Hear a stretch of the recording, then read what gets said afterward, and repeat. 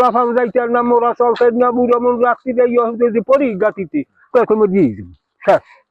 হ্যাঁ, এখন একটু একটু পোলাফান এই মাদ্রাসা আইতার না ওফার করে এফার করে ওফার পোলাফান যাইতার না এখন ওই ও করে এখন বই ওহন লইব ওন বই কান্দন নাই আমরা যাবো কেমনে আমরা যাবো কেমনে এইবার মনে হয় একটু বুড়ো মানুষ হইলে একটু আদর ভাত করে দিই বছর তোমার যে ভাঙ্গা ঘুরে বেড়াতে স্কুলে যাইতে হয় না কলেজে যাইতে হয় না মাদ্রাসা এনে সব ইয়েই নেই।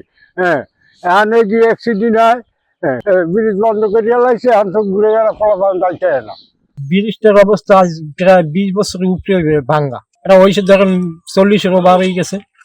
মাদ্রাসার লোকজন এরা যে চলাফেরা করে গলা চিপে যায়, আমতলি যায়, কুয়াকাটা যায়, মহিপুর যায়, বাদুরা যায়, আপনার ওই কলাগাছে যায়।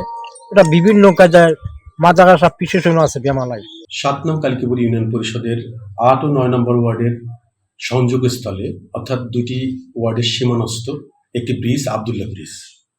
ব্রিজটি বিগত 30 বছর ধরে অকেজো এবং ব্যবহার অনুপযোগী। এলাকাবাসী এবং স্থানীয় জনপ্রতিনিধিদের মারফতে জানা যায় এবং আমি নিজেও সেখানে গিয়েছি, ভিজিট করেছি। ভিজিট করে আমি দেখেছি যে আসলে সেখানে অনেক মানুষ, বিশেষ করে এলাকার যারা শিক্ষার্থী, স্কুল কলেজ মাদ্রাসা শিক্ষার্থীরা সেখান থেকে আসা যাওয়া করে। প্রায় 20,000 মানুষের আনাগোনা ওই ব্রিজ থেকে, কারণ সংযোগস্থলটা এমন একটি জায়গায় ওখানে বিভিন্ন ইউনিয়ন এবং অন্যান্য যে উপজেলার যে ইউনিয়ন তারাও সেখানে সংযুক্ত আছে।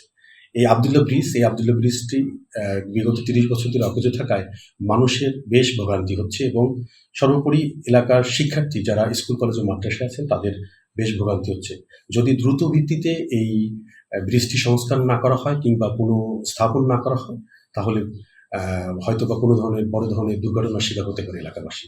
তাই আমি আর্জি জানাচ্ছি ঊর্ধ্বতন কর্তৃপক্ষকে যে দ্রুত আমলে নিয়ে ব্রিজটি পুনঃস্থাপনের দায়িত্ব নিয়ে আমাদের এলাকাবাসীর দুর্ভোগ দূর করানোর জন্য আর্জি জানাচ্ছি। ধন্যবাদ। কালভার্ট নির্মাণ প্রকল্পের একটা প্রকল্প তৈরি হওয়ার প্রক্রিয়াধীন রয়েছে।